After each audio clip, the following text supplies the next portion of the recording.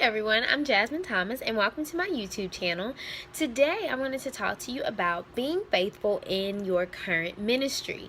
So a lot of us, we have all been called to do something great for the kingdom of God. And sometimes when we're doing those great things, we get placed in situations where we feel like we are too much and that God has more for us. And so because we think that, we get frustrated, we don't like what's going on, and sometimes we're not faithful in what we're supposed to be doing. So this video is to give you some key steps to be faithful in your current ministry. So the first thing we have to understand is that there are steps to this life, and you cannot jump over one step without meeting the other. This is a process. So God places you in specific places at specific times of your life. So behind me you actually see some of my teaching things, and you can see my little my little area where I kind of showcase some things about me to my students. And I know for a fact I'm not going to be in the classroom my entire life.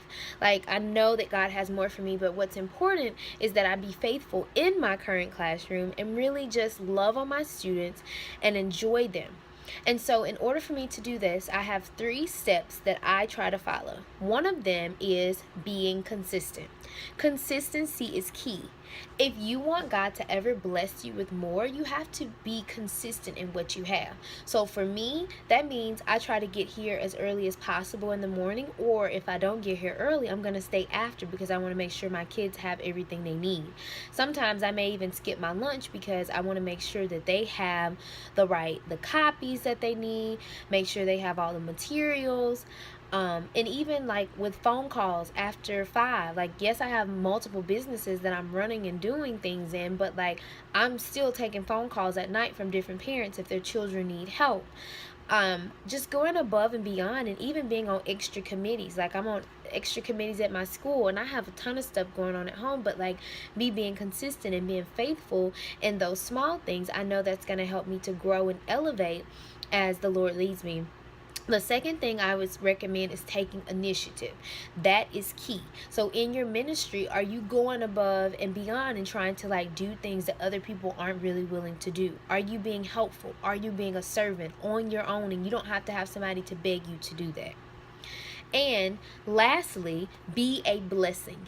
You want a blessing of another ministry, you want a bigger one, but be a blessing in your current ministry. Because if you can't minister in the area that you're in that may seem like the smaller task, you're not going to be ready to take on the bigger ministry that God has for you.